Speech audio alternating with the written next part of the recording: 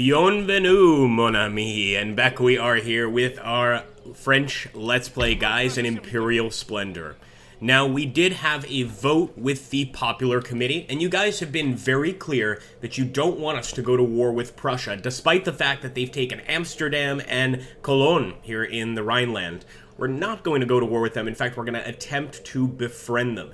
In the meantime, though, the Austrians north of us, I am considering going to war with. And the thing is, they are our allies, but this may be an alliance that needs to be dissolved fairly soon. Now, the first thing I'm going to do is immediately begin recruiting that secondary army. I just want to make sure that we've got some cannons and some infantry, of course.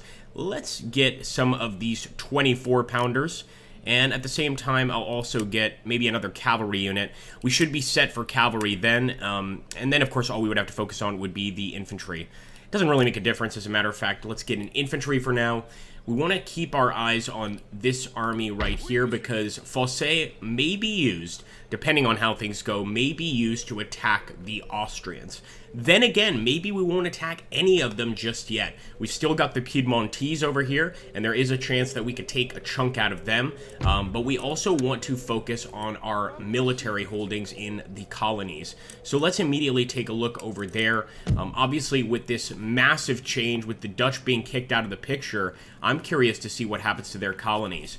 And do they go to war? No, my goodness. Dutch Guyana is at war, guys. So they go to war with us. Like the actual tribal people go to war with us. The Iroquois rebels. And I think this is a perfect opportunity to try and get a massive colonial victory there. Unfortunately, we just don't have the manpower for it yet. We're going to have to at least wait a turn and kind of just see what happens. Maybe we can even take this army and send them over quickly on the ships to grab those colonial holdings. But that means leaving Louisiana open for a bit. A lot of decisions to be made. Well, I'm going to skip through the turn phase, guys, and we'll be back in the next turn. Try to do that more often so that we kind of skip that annoying flag phase. The Swedish want a trade agreement. I'd be more than happy to give it to them. There is unused land suitable for farming in this region. Building farms here will help the population. So we do have still, obviously, a few farms that have to be built here in the Louisiana area. We just got that wonderful weaver's cottage as well. But I'm still looking, guys, southwards at potentially grabbing those Dutch colonies. And I know it's dangerous, and actually now nearly impossible, because look at this. We've got another Iroquois army. We had the first one. We've got another one approaching us from over here. Let's first see if we can have peaceful relations with the Iroquois to stop them from taking this territory from us. Let's request peace.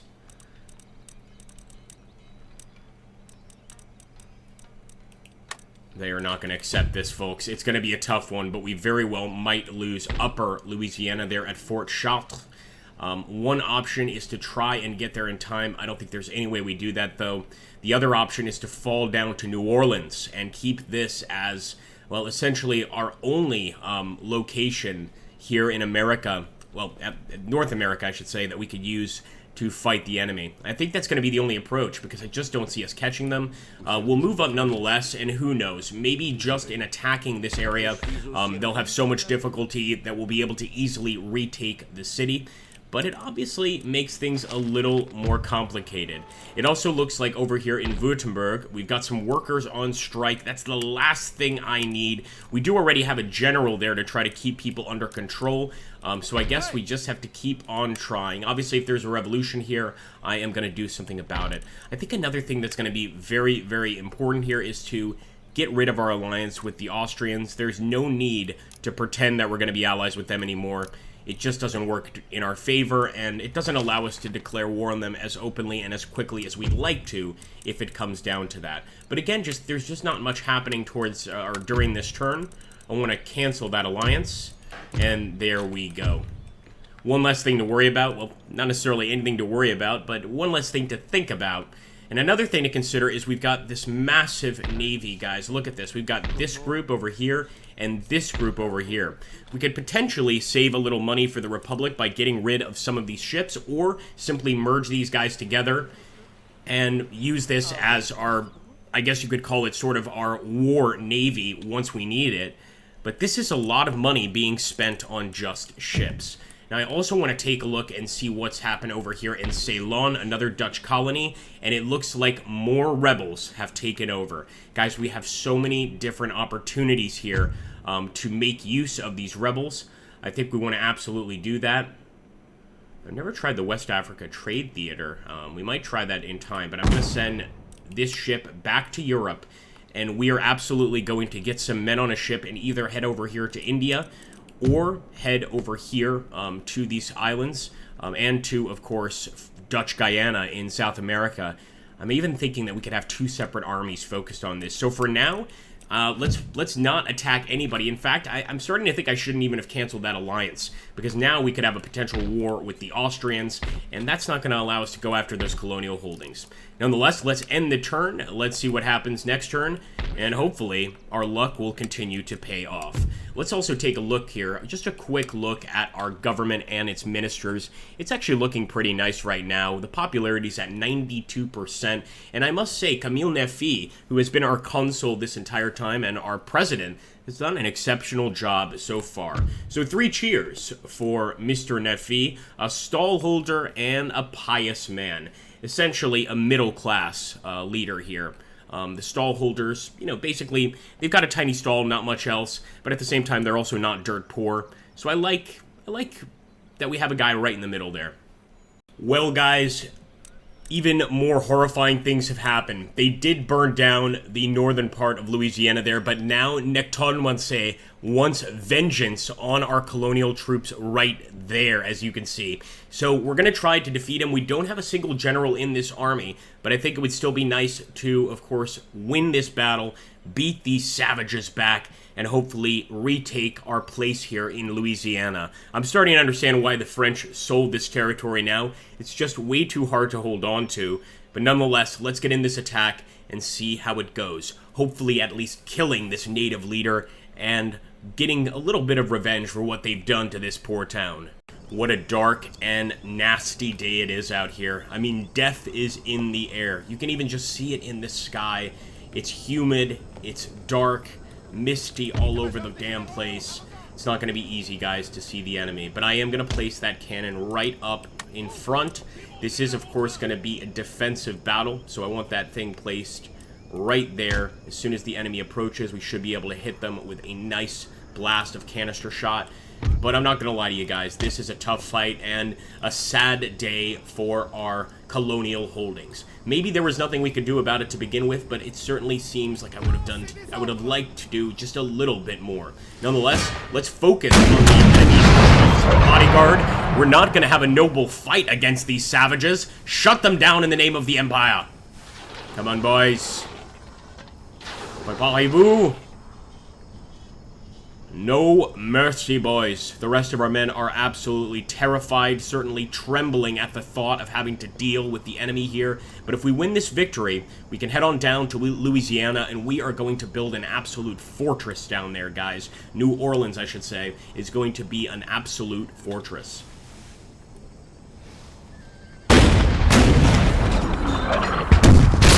They are keeping their distance, but I think just now those Native American warriors are starting to break, and I want to keep the cannon alive as long as possible.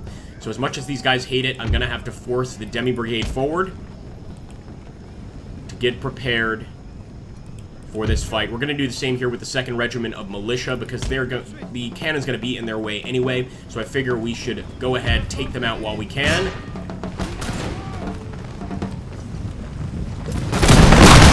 Vive la France! They are starting to get quite close here, folks. I think we can turn on the canister shot. In fact, we probably could have turned it on before. Canister shot. Try to get those medicine men, but I don't give a damn what they shoot at, just as long as they shoot at something. Even this initial elite group of enemies is a problem for us. I can't imagine what that larger group is going to be like. In fact, we're going to start targeting those Native American warriors immediately. Keep them up, keep it up, keep it up. Fire. Good shot with the canister. All right, we've got quite a lot of the elites retreating here, I believe. Let's make sure they don't return.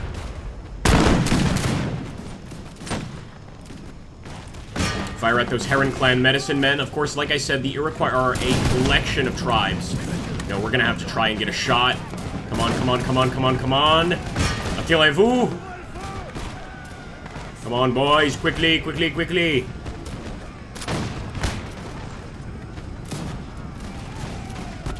Okay, not bad. A small volley there. Not what I would have liked, but it's a start. We've still got plenty of men here. Let's fire down at the enemy. And in this case, they're actually directly ahead of us, so I'm not too worried about friendly fire. They are right there. Come on, boys. Get into position. We may have lost a colony, but we can at least gain a strong army here and just consolidate at New Orleans and make a much stronger position. Attirez-vous.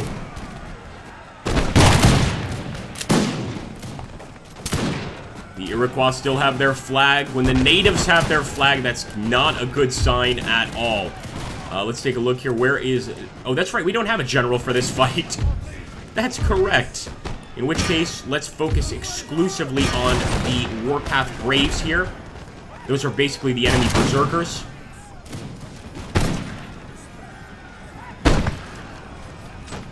They don't get that red paint for looking pretty, guys. They get that red paint for being exceptionally good fighters. And it looks like our line is holding. The 5th Foot Guards, the Infanterie du Marine, our Marine Infantry is actually holding incredibly. I'm kind of amazed that they are, but my eyes do not deceive me. Nonetheless, there's a lot of work to be done, guys, and the enemy could mass up at any point. Not to mention, it's not like we can, you know, follow these guys afterwards and attack any of their cities. We just don't have the manpower, I think, to make much of a difference. Let's try and kill their leader, however. Focus exclusively on the chief's bodyguard. A nice lucky shot here would do wonders.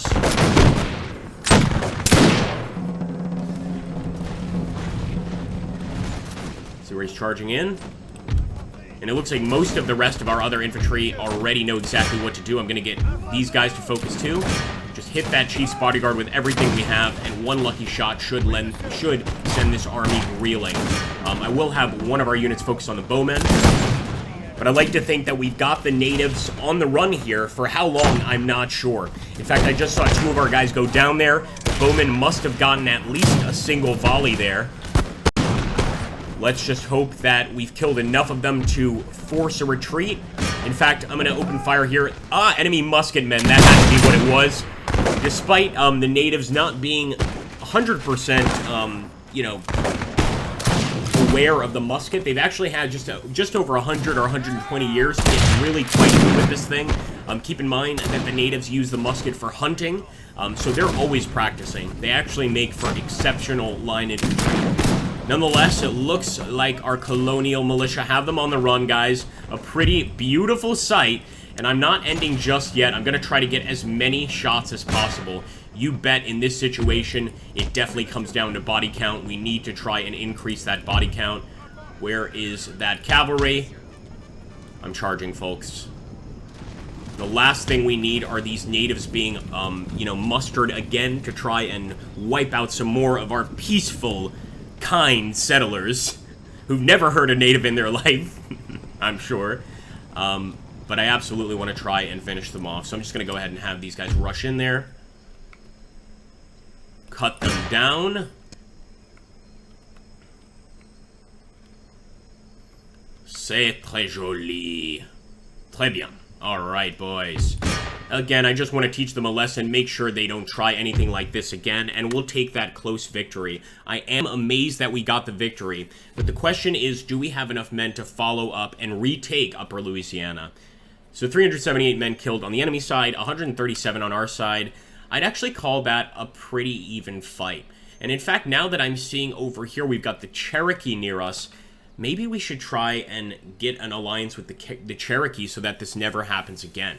However, in terms of Upper Louisiana, I really do believe that the best course of action is to retreat to New Orleans and restructure this army. Whatever the case may be, guys, I'm going to have to carry out another vote in the Popular Committee because we have to start dedicating some forces, definitely have to start dedicating some forces to our colonies. There's just no way around that. Let's see, was there a rebellion? A new nation arises. The United Provinces. So it seems that the Dutch have regained their independence. I wonder if that means if they've regained their colonies. We'll take a quick look. But we do have this army ready to go. And guys, it's going to be up to you. Ultimately, what we do with that army, it really is going to be up to you. We've got that extra general. So I'm really tempted to send an army into the Americas, of course. Let me get a cavalry de ligne, demi-brigade.